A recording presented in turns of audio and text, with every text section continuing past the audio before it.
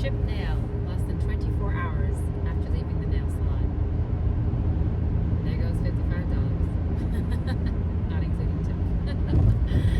It's all good. Hey guys, welcome back. Hello yogis. As you can see, I got my hair retwisted, and we have these what I think are called 2-strand twists. I'm not sure, but this is the move. It's not throughout, it's primarily in the front, but I want this throughout my whole head going forward. This is, I think, what my hair needs, my texture hair, because there's some bulbs that are going to be coming off, and so there are going to be some locks that are going to inevitably be shorter than others. Also, my hair likes to take a good kink every here and there, every now and again, so you'll see I'll have a lock that's coming down, and then will turn at a 90-degree angle. I think because my hair is fairly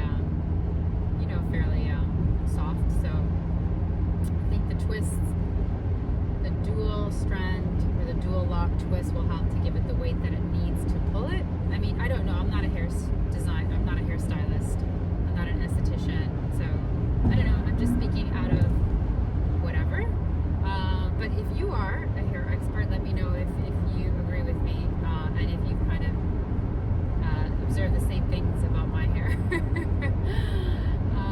So yeah, I'm really enjoying this. This is the move. So welcome back to another vlog. This is vlog number 5, and as of yet, I still need to upload vlog number 3 and 4. So that needs to happen. But if you've been keeping up with me thus far, you know that I have been working really, really hard to prepare 7 days worth of meals. Because Mom is coming today. She is coming to visit. So I'm really excited about that. Looking forward to hosting her. It's her first time coming to visit me in the U.S. It's her first time traveling, not in the U.S. ever, but in the U.S. since I returned, and I moved here 1 year ago. It's the first time, her first time coming to my marital home, and seeing where I live and how I live, and all of that's really exciting. And I wanted to make this as easy and as enjoyable as of a holiday as I could, because otherwise she'll come here and start cooking for us, which she doesn't need to do. This is her holiday. So even though we're not at the beach, I want her to rest. I want her to enjoy great films, great TV series, content. We're obviously going to take some tours around DC, yada yada yada, and all meals have been taken care of. Even though I'm taking her out for 3 or 4 meals, I literally have enough food to feed us all for the next 7 days, breakfast, lunch, and dinner. I'm talking organic food bowls. Fruit has been washed, prepped, cut, is in Tupperware.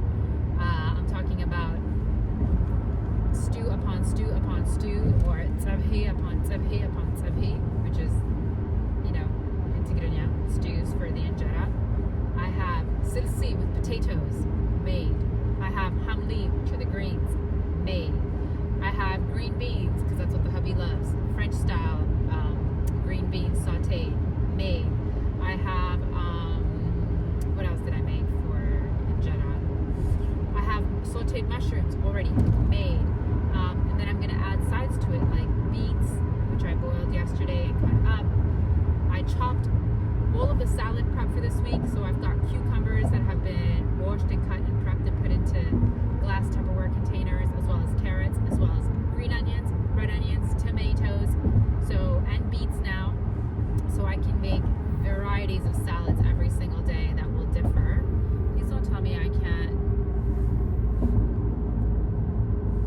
Can I get in through here? Because I do not want to go over the Woodrow Wilson Bridge. Okay. I see setting. There's they've locked it up, but I can still get onto the highway, thank God. Otherwise, I would have had to go all the way into Maryland. No, thank you. And then cross that Woodrow Wilson Bridge, and then come back. Literally adds a good 20-25 minutes to the journey home. So all of that's ready. I have sugo ready, which is classic Italian tomato sauce. I have homemade, of course, because io sono italiana alla fine, so pure dell'Italia. Also, I already have made the cashew cream sauce, right, which I made a couple weeks ago. I'll be making tacos at some point this week, so sauteed vegan tacos, because she's observing its own. So even though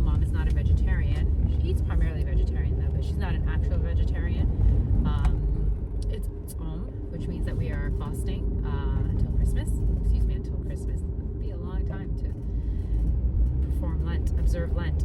No, until Orthodox Easter, which, if I'm not mistaken, is 1 calendar week after Easter here. So we're going to do a vegan taco night with sauteed bell peppers, tricolor bell peppers, simmered and sauteed, excuse me, not simmered, but sauteed with onion, shallots, and oil, avocado oil, of course, because it's alkaline and won't create free radicals in the body, and berbere. So it'll be nice and spicy, and I'm going to cool off that heat with the bell peppers by adding a nice cucumber and avocado salad on top, and then of course a dollop of Kite Hill's delicious vegan sour cream. And yes, I can make sour cream vegan at home, but Kite Hill's is just so good, and it lasts way longer, because when I make it myself, it only lasts for about 5 days. So, but yeah, so I mean, like, everything is ready. We're also going to be doing a vegan burger night. So Bob's your uncle. I've got the potatoes ready to make homemade fries. I've got all the gluten-free paleo buns and bread and pastries for a couple of breakfasts that we're having at home. We are going to do breakfast one morning at Aurora. If you know Aurora, shout out to you. It's a great Eritrean-owned cafe in the DMV area. And they do a delicious breakfast of like FUL, gat. You can do eggs and all that, but obviously we're, again, observing Lent, so everything has to be vegan. So we're going to do that one day for breakfast. And I think we're also going to go to Shares, which is a great Ethiopian restaurant in DC, because mom can never have too much injera. So even though I have loads of stews at home, also I'm making shiro. So I did the chopped veggies part. Like the shiro is really easy to make. The only reason why I didn't pre-make it is because it's best served like hot, just like da'at or risotto. If you're familiar with risotto, it's best to eat risotto right when it's made. Yeah, you can reheat it, but it's not ideal. Shiro, you can reheat it, but it's not ideal. It's great when you take it right out of the pot, or the tsahali if you have that, which is a traditional clay pot. And shiro is so easy to make. It literally takes 5 minutes if you have already chopped up the onions and the shallots, which I have, and the gut, which is the jalapeno, which I have, and you have the either a little bit of sugo or tomato paste or chopped tomatoes. Any of the above will do, or a mixture of all of them is great. Throw that in the pot, add the shiro powder, which is the garbanzo bean powder, and boom, Bob's your uncle. Shiro is made literally in 5 minutes once the base, which is, you know, the shallots, the onions, etc., are slightly translucent. So that's literally the only thing that I didn't make, but everything else is ready, made to go. And so that's caused me to become a little bit, that's created a delay in me being able to like get my vlogs out as efficiently I would like to. But I expect this week that whilst I'm recording this vlog, I will be uploading 2 vlogs virtually simultaneously, so you'll get a 2-for-1. But again, I did give you a really long vlog last week, right? It's like just a little over 2 hours, so hopefully that kept you as well. Bought me a little bit of time, yeah, just a smidgen. So that's where we're at, fam. And on this Monday morning, let's see, I got up nice and early today. We all did, even though it was daylight savings, and we're still pretty tired because daylight savings is some foolery. Foolala. One of my student attendees at my workshop series this weekend was telling me that it's the golfing industry that lobbied for that, so that golfers would get an extra hour. Even though the sort of myth is that it's the farmers that lobbied for that, that's actually not the case, because some huge agricultural communities, including Saskatchewan in Canada, which is the neighboring province to Alberta, those guys don't abide and don't observe or don't participate in daylight savings, and that's primarily an agricultural, that's primarily a farming province. So I think I heard they named 2 other states here also that don't. Is it Arizona or not Arkansas? Maybe Idaho? I don't know if you know the states that do not participate in the foolery of daylight savings time, which is some witchcraft. Let me know, put it in the comment section, because we all feel it. It feels horrible. I mean, it just doesn't make sense. I had naturally assumed, I never even looked into it, I had just naturally assumed, because I overstand and understand human nature, that it was corporate greed, basically. that it was just to get more productivity out of, the worker bees, being us. I guess it's for the golfers. And yes, your politicians are easily bought and paid for, in case you didn't know. The hubby introduced me and Bonus Son this weekend to this great channel that he came across on YouTube called Oversimplified. Phenomenal. And we watched how, in a very simplified way, World War I came about, World War II, which was a great refresher because I actually have a great deal of interest in history. We saw one on my own hometown, Bologna, and this bucket story about Bologna and how they fought with Modena, which is just outside of Bologna, which is where Pavarotti is from. Bologna is where Lisa AlkaliYogi is from. And throughout, you could always see the same repetitive sort of behavior of humans, which is clergy being bought and paid for, politicians being bought and paid for, the Pope being bought and paid for by whomever has, the most amount of money to offer, which back then used to be kings, really, right? Or the monarchies, we'll say. And that has carried through now all the way till now. I don't know if you have checked out, but what do you think has been going on the last 3 years? Because as the science is now finally coming out and catching up to all the lies from 2020, what are we saying? That everyone went along with the lies because they had been bought and paid for by whomever could pay the most. And right now it's not a monarchy, it's corporations in America, right? Because America is a republic, it doesn't have a monarchy. But it has really wealthy corporations that can silence sitting presidents, right? That can buy and pay for all the major segments during the 6 o'clock news, the 11 o'clock news. So when your anchors are being paid by pharmaceutical companies, don't you think that they're going to, don't you think that they're going to report the news in a way that is favorable to their employers? Surely Pfizer haven't been paying grassroots activist groups to advocate for a product that they don't even believe in. That can't be true, can it? Hello there, you 6.4 million awakening wonders. Thanks for joining me on this voyage towards truth and freedom. Within you there is a deep, deep radiance. Allow the effulgence to grow. Allow it to move forward. Allow the Empyrean within to shine without. The great forces must coalesce now. This is the march. This is the time. Remember your connection to the soil. Remember our connection to one another. Confront the systems of evil that are abound and all around. Turn on that notification bell right now. We make this content every single day. We don't want you to miss a thing. A bit like that Aerosmith song.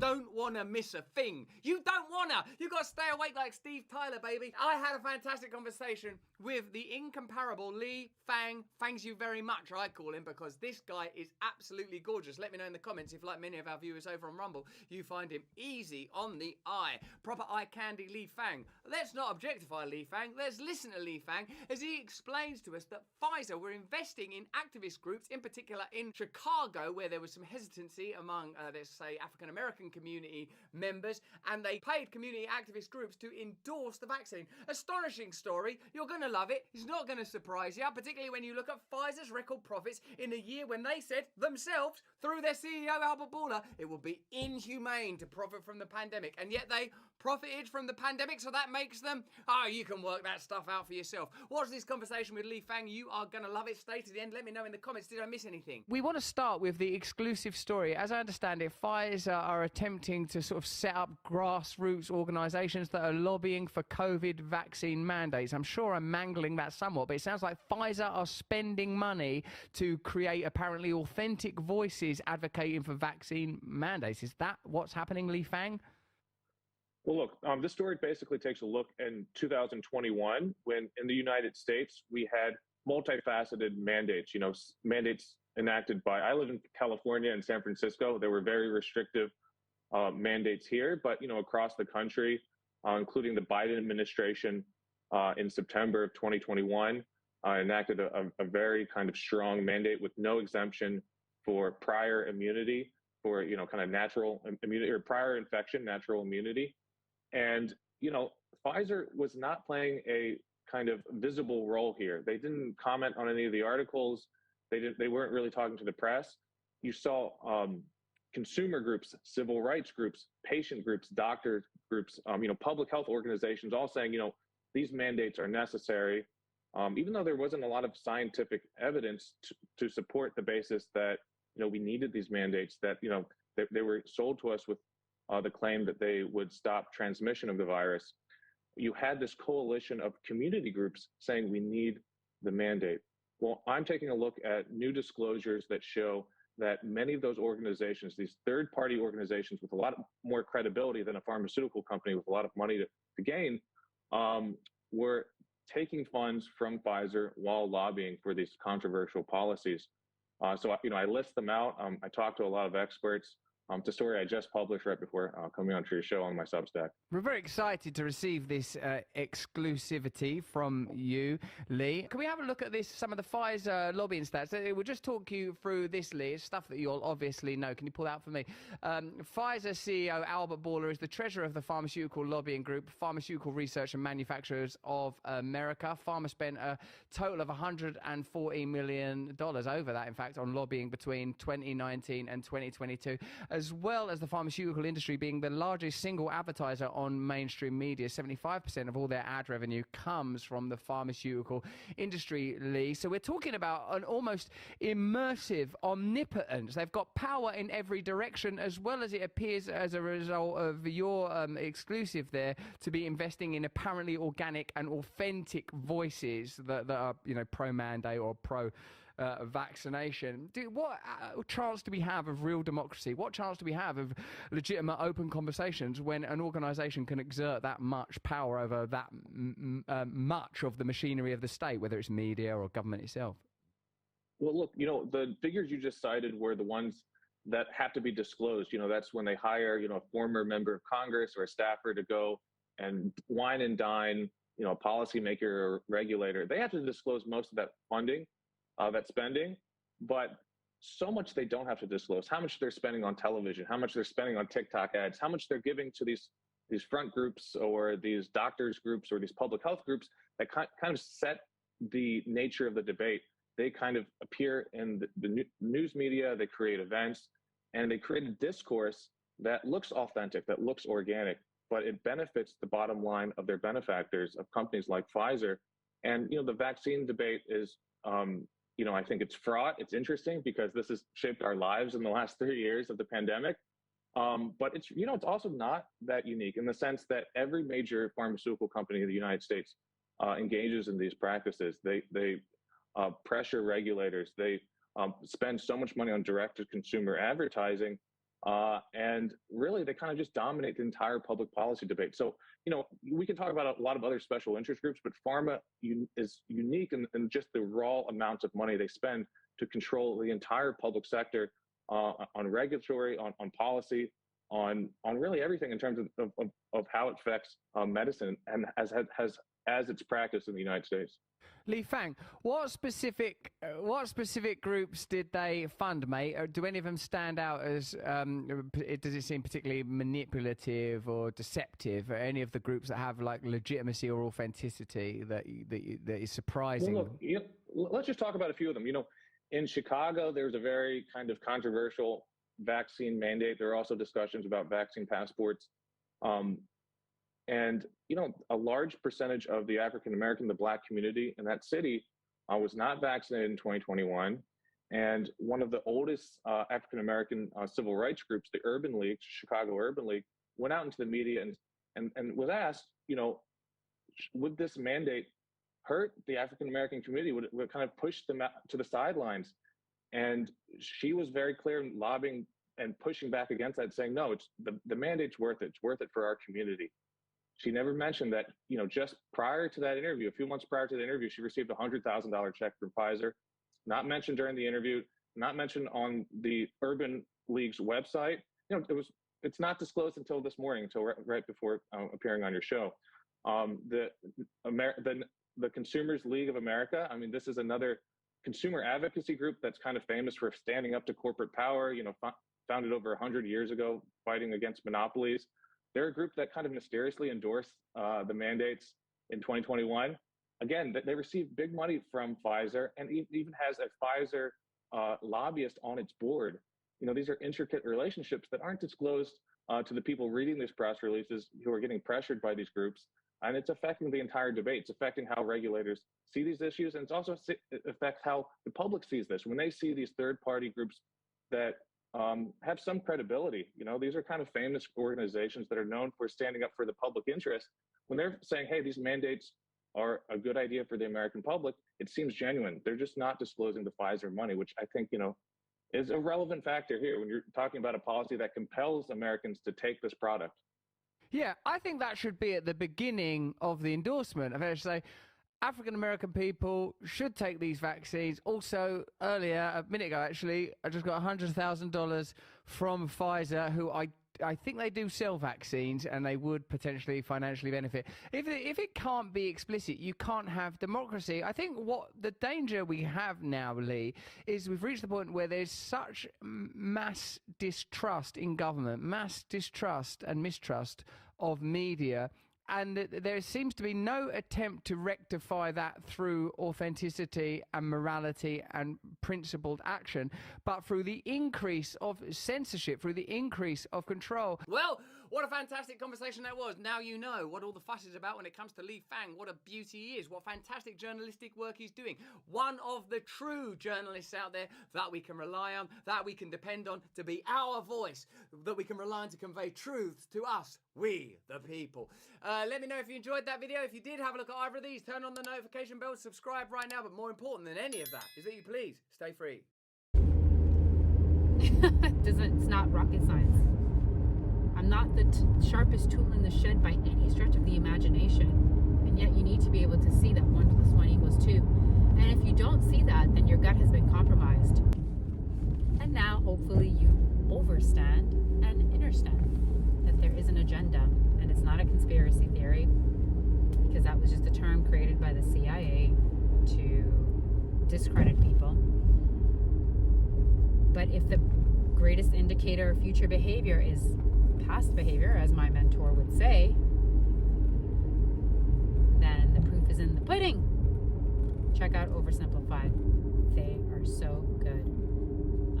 Their videos are fun, and if you have young kids in the house, like us, then it's a great way for them to get a little bit of history that's bite-sized and very enjoyable and easily digestible.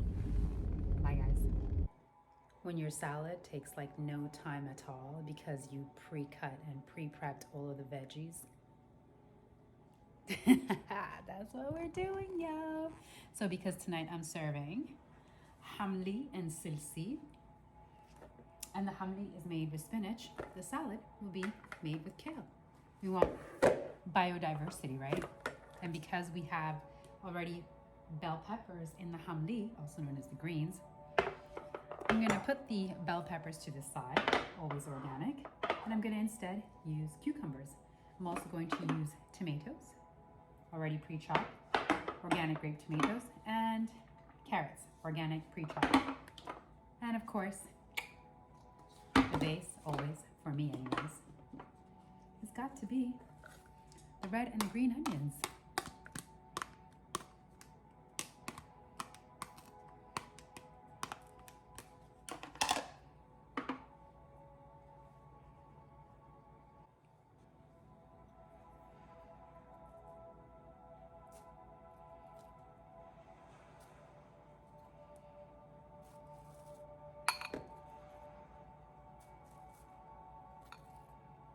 It's that good. It's that good. Green onions are so expensive when they're organic, so I use a little bit more sparingly. But man, do I love some scallions. Put it in the comment section if you also love scallions. Bada bing, bada boom.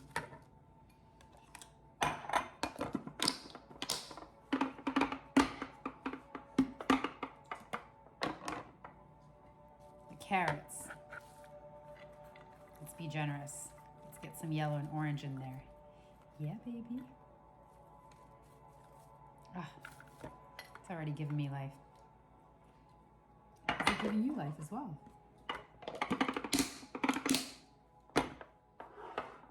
The coccomere, as we say in Italiano.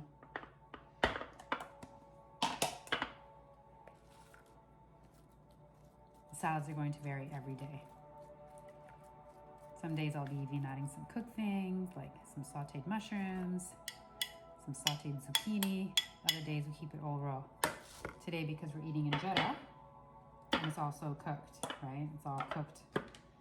Injera is all cooked stews. We're gonna keep the salad mucho raw, molto crudo. Bam, bam, bam. Bob's your uncle. Deliciousness awaits. My mouth is already doing a little happy dance. It's not rocket science. It's just clean ingredients. Clean ingredients and a love for food.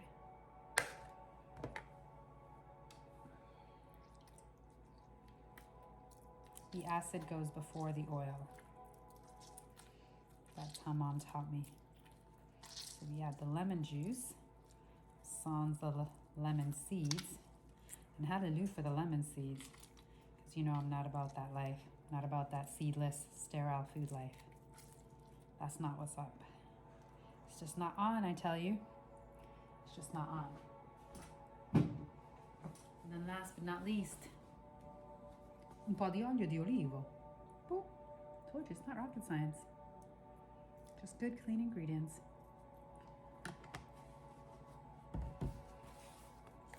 Look at these colors. Are you salivating yet? I'm gonna add one more ingredient. Can you guess what it is? She is Afro-Italiana. The Afro comes first. Therefore, we need to add some chilies. Look at that, raw, colorful, organic, lovingly prepared. How would you not heal? How could you not? Your body can't help but to go into healing mode.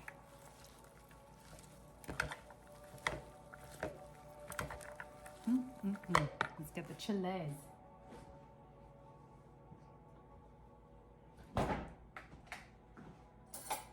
Also prepped.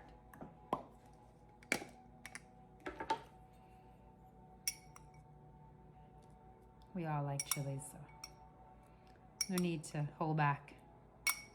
Yeah, all right, okay. Maybe just a couple more. The heat's in the seeds.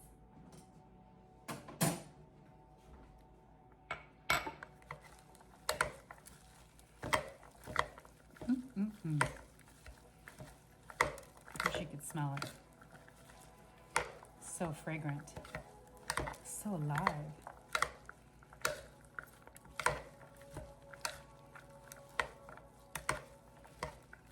And bam.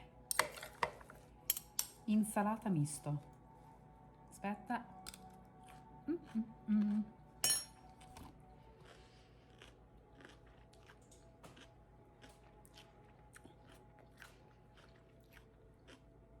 Molto buono. Buon appetito. Hey guys, welcome back. It's Tuesday morning and I just taught and essentially took my own yoga class because God is great and Mom arrived here yesterday safely and soundly,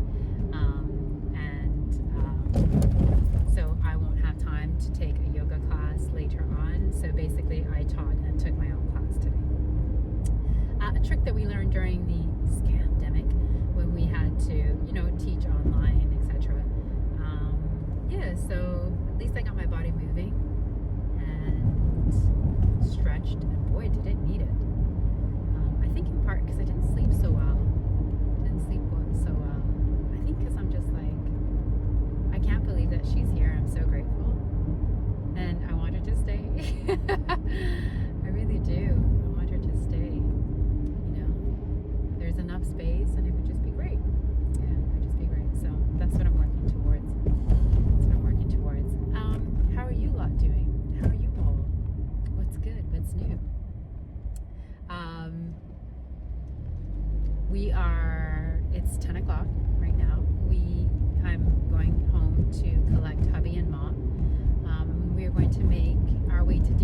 day one of some sightseeing. I think we're doing today the Lincoln Memorial, if I'm not mistaken, which I've yet to see actually. I've been living here a year and I've not seen it. And we are going to the Capitol, if I'm not mistaken, and the monument, possibly. The thing is, it's already 10 a.m. and we're kind of trying to do this whole, I'm saying by 1 o'clock, if that's realistic, I think. Potentially. Because we really just need to go by, take a couple of pictures, and then get going, because you don't know this, but it's actually really, really windy today. However, because she is so great, as in her, as in God, as the universe, as in Mother Nature, she has blessed us with sunlight, and for that I'm very grateful. See, I can take cold because I have the gear for it when at least there is sunshine to accompany the cold, but it's like really tough for me when it's like cold. Are you gonna go or are you gonna let me through? I don't know what you're doing. Okay, because I saw you slow down, so thank you.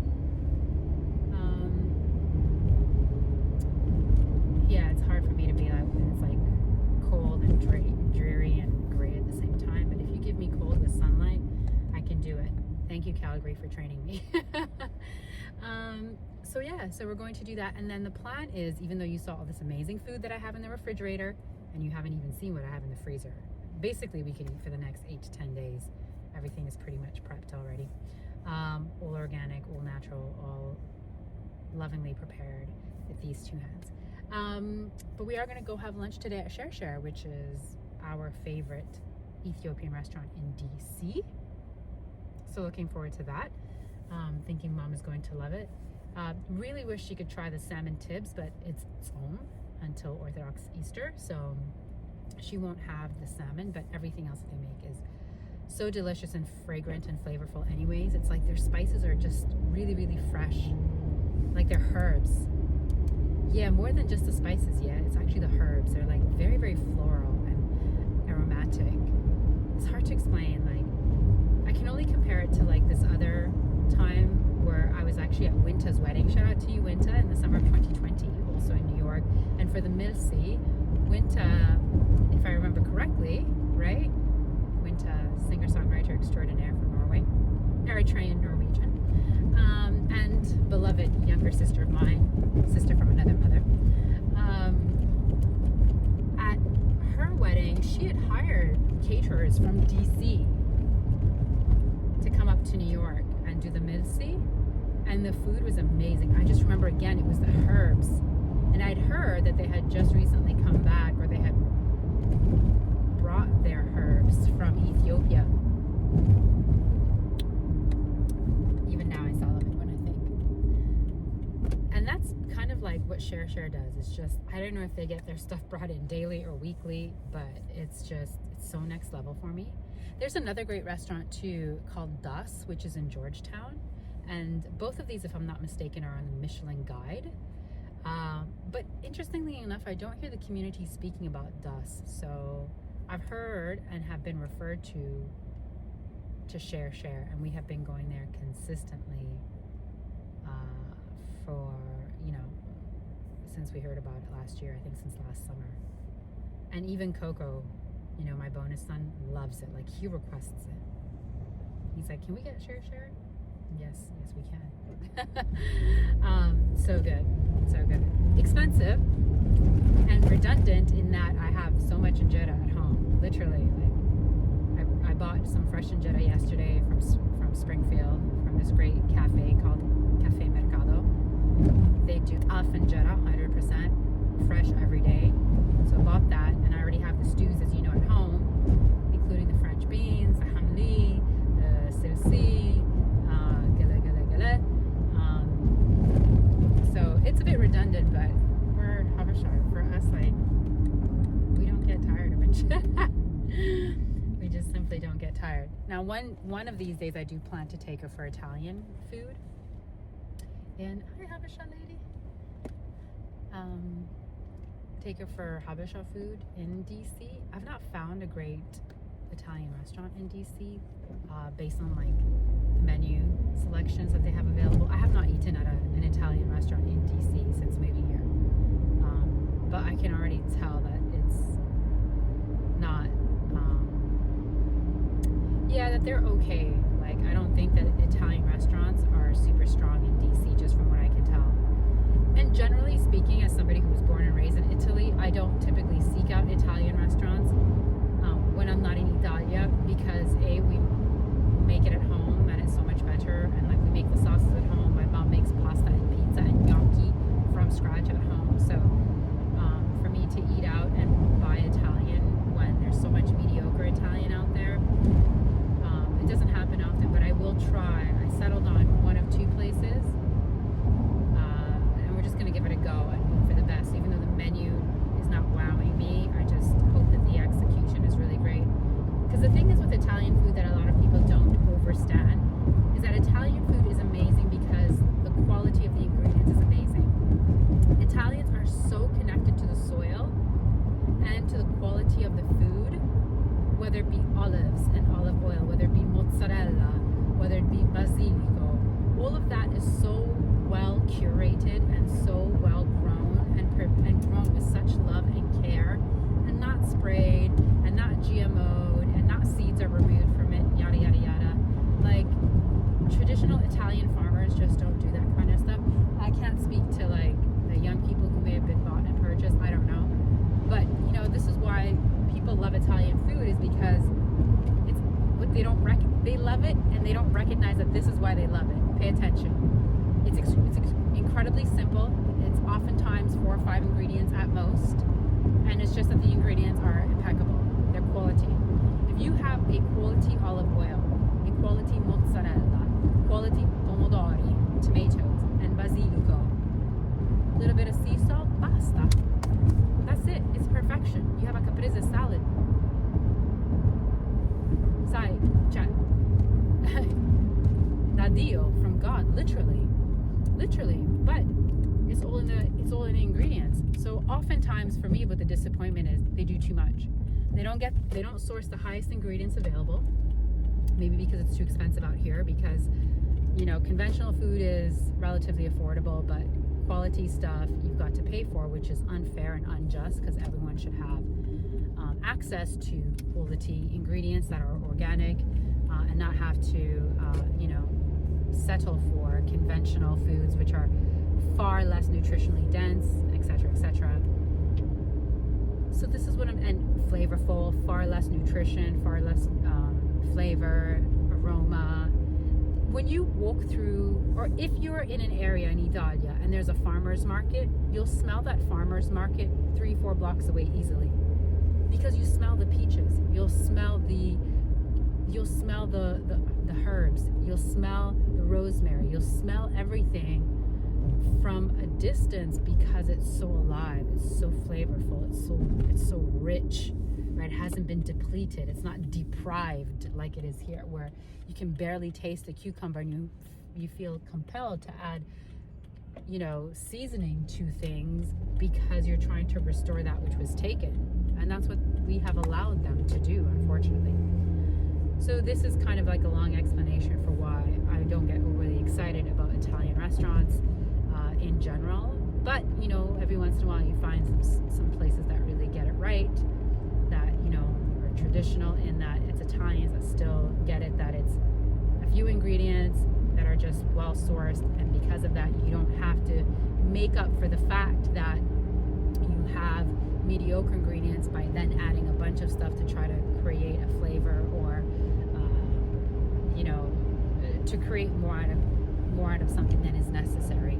In other words, keep it simple, stupid, in the words of Judge Judy, and less is more, 100%. In Italian food, less is more. So that's why for me, a margherita basta. Una pizza margherita is perfect. I don't need all the bells and whistles. Hold on to the fruit. Hold on to the, you know, all the other stuff. A simple margherita tells me everything I need to know about your establishment. Do you know what flour to procure for your crust, and how long to cook it? Do you know what mozzarella to procure? Do you know how to make a good sugo, an Italian sauce, as you would call it in English, I believe, marinara, in Italiano as well, marinara, and some olive oil, preferably spicy. Basta. It's an orgasm in your mouth. you know, we have a couple of restaurants in New York that I actually frequent that are really great. Piccola Cucina, they have 2 locations in Soho, highly recommend them. And pre-scamdemic, you were able to get your lunch there for $10. They would do a $10 lunch. I've taken my uncle and my cousin from Bologna, which is a culinary capital in Italia, to Piccola Cucina. I have also taken Aster, a good friend of mine who actually lives in Brooklyn, is from Milano. She loved it as well. I think she's gone back. She's told me she's gone back on her own. She loves Piccola Cucina. They're phenomenal. Highly recommend them. Babalucci up in Harlem on 127th, if I'm not mistaken. West 127th. They're phenomenal. Just like kitty corner from Red Rooster.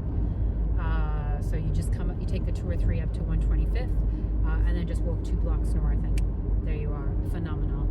Again, took my uncle there from Bologna, and he said to me when we ordered their burrata margherita,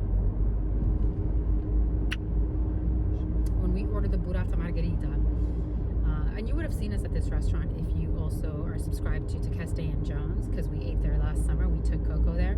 He loved it. He was like, he's actually made a special request to go back there this year for his birthday, because we are going to be in New York for his birthday, and that's where he wants to eat on his birthday. So again, when the 15-year-old kiddos are telling you they want to go back, but Babalucci, their burrata margherita, lascia stare, ragazzi. Oh my gosh. And let's see, is there another great Italian spot? I would say Via Carota. I don't know how Italian they are. They definitely are a little bit busier in terms of the way that they present their foods.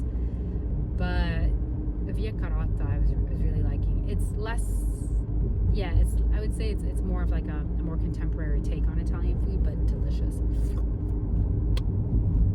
On Grove, if I'm not mistaken. I think it's on Grove. It's really accessible from Moto NYC in the West Village, because I remember going there after having a phenomenal class at Moto NYC. All right, guys, I'm gonna let you go. I just wanted to check in. You know, if I don't see you guys again for the rest of today, then we'll chat tomorrow. And let me know if you're in the DMV area. Are there great Italian restaurants? Because I've not seen like a real Italian community here. There's like not even like a real proper like Little Italy. We went to the one in Bmore, like the Little Italy in Baltimore, but it was, you know, it was very, very small. It didn't feel extremely cohesive. You know, it's not like a strong Italian culture like you would find in, you know, in the Bronx or in parts of New York still. And great Italian shops, I've not found any. Balducci's does not count. So, you know, in New York we have Buon Italia. There's Italy, which is extremely overpriced, but you know, you can find a lot of the necessities there. But I really love Buon Italia. Buon Italia is one of my staple stays. And there's some places also in, like, is it Bay Ridge, or is it, I think it's actually further south than Bay Ridge in Brooklyn. Anyways, so if you know of great places that I can procure Italian foods here, I saw one place in Arlington. It wasn't amazing, but so if you know of other places, let me know, please. Okay? Talk to you all later. Bye. On this great day, here I am at the Lincoln Memorial. And even though I'm not an American, I read this and I take this to heart. And when I see what people sacrifice to bring this country together, and we read the words, "These dead shall not have died in vain, that this nation under God shall have a new birth of freedom, and that the government of the people, by the people, for the people shall not perish from this earth." And yet we are very much living in a time when the government is owned by corporates, by corporations, corporate interest, whether it be Facebook, big pharma, big tech, big food. We have moved so far away. This country has moved so far away from this. And that, even as a person who is not an American, makes me so incredibly sad. For some of these lives now may have potentially been lost in vain. Yeah. We have to explain everything there. Amazing. Amazing. So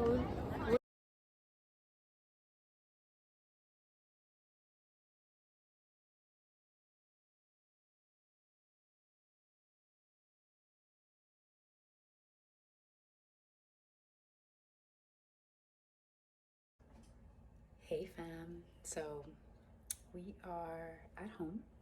It is just after 3:30 and we're still honestly adjusting to this daylight savings time nonsense. Like everyone is tired. I'm tired. Isha is tired. Mom is tired. Granted, she also traveled yesterday, but everyone is tired. So we made it back after our delicious lunch at Share Share. Shout out to you, Share Share. And it's funny, you know we're Habesha because I literally have silsi, hamli, shiro, green beans, sauteed mushrooms, and beets for injera this whole week, right? And yet we still went out and ate injera. Because Share is so good. I just really wanted Mom to try that. Mom is upstairs resting. We made it back about right at the top of the hour, so it was like 10 minutes to 3. So, oh yeah, I guess almost an hour ago now. So about 10 to 3 we came back. Mom beelined it upstairs to her room where she's napping. I took a really nice long hot shower to warm up my bones because on this day here, those winds were cutting right to the bone. And I'm going to have a little rest now that I'm showered and technically ready for bed. Like I'm showered, lotioned, as you can see. Everything's clean. I'm feeling great. I'm in my kaftan. I'm not stepping outside, not going anywhere. Making myself some tea. And then going to read this book that I started to read in Asmara in Eritrea and have to come back to.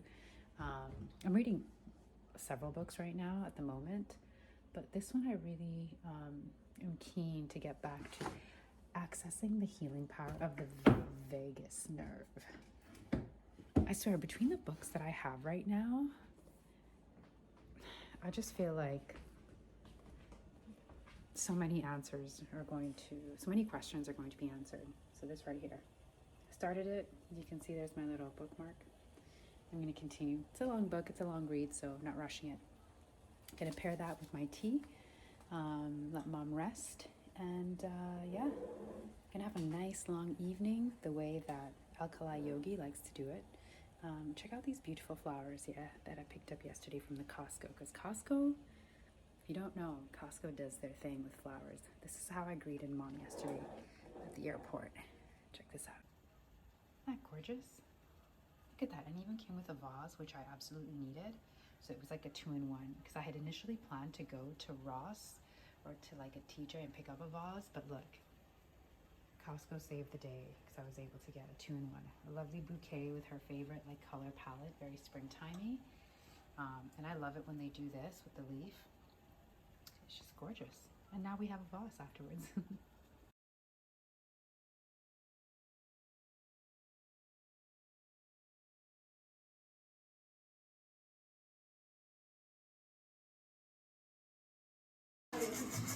Mom, did you see this? How beautiful the boon station is? Look at that. Amazing.